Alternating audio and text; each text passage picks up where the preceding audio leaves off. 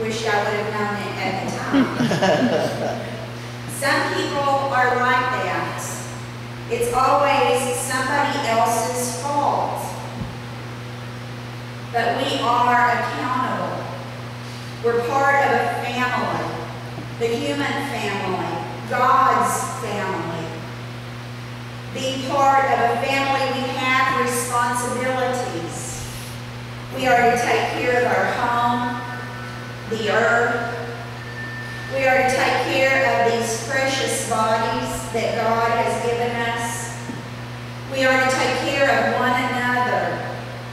And we are responsible for those weaker brothers and sisters who are not able to look out for themselves. We are living as spiritual orphans if we're living as if we are not accountable. This is to say that we are spiritual orphans if we are living as if we are the only one on earth that matters. There's a wonderful old story about a young man from Scotland who was admitted to Oxford University. He moved into the dormitory. His mother worried about how he'd get along with all those snobbish Brits in a strange land. She gave him a call. "How do you find the English students, Donald?" she asked. "Oh, Mother," he said, "they are strange and noisy people. The one on one side of me bangs his head against the wall all night and won't stop. The one on the other side screams and curses until the sun comes up at dawn." "Oh, Donald," said his mother, "how do you put up with such rude, noisy people?" "I ignore them, Mother," says Donald. "I just sit here quietly each night playing my bagpipes." Well, no wonder his neighbors were disagreeable. Bagpipes playing in the middle of the night have a way of making it that way. But that's the way some people are.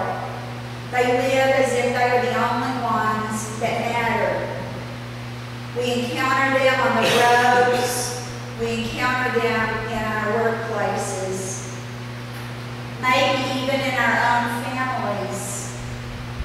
In fact, maybe we are the ones who are oblivious to our effect on others. We have responsibilities to and for each other. Did you hear about the man in New York who was standing with his children waiting for a subway train when a young man nearby had a seizure and fell down into the path of the oncoming train? Seeing this young man's predicament, this total stranger responded by jumping down onto the tracks. He pulled the young man who was having the seizure to the center of the tracks and he put his body on top of the young man as the train passed over the top of the two of them. The train came so close that it brushed grease on the back of the stranger's sweatshirt. But both men were miraculously spared.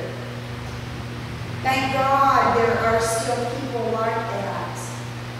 People who will risk their lives for a stranger. They remind us that we are not orphans. We belong to a family. We are accountable. We have responsibilities for each other.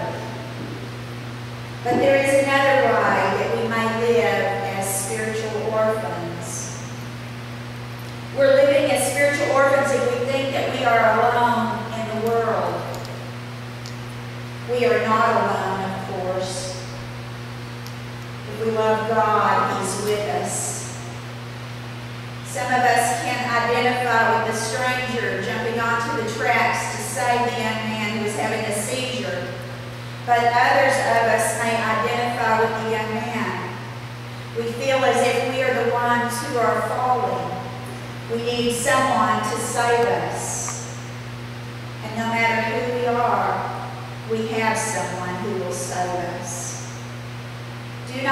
despair, whate'er betide, says the old gospel song, God will take care of you. Jesus says that in our lesson for the day. If you love me, you will obey what I command, and I will ask the Father, and he will give you a counselor to be with you forever, the Spirit of truth. In some places, the Spirit is called a comforter, but the point is that we are never alone, ever, ever. We are never without help. A pastor tells about one of Charlie Chaplin's great silent films. In this film, Chaplin plays a prisoner who is being transported to jail, but his boat is shipwrecked. At the beginning of the film, he is sitting on a beach looking out at an iron clasp that's around his leg, attaching him to a ball with a chain. The whole film shows him relating to the ball and chain, attempting to escape its weight. First, he thinks he will humor the ball and chain.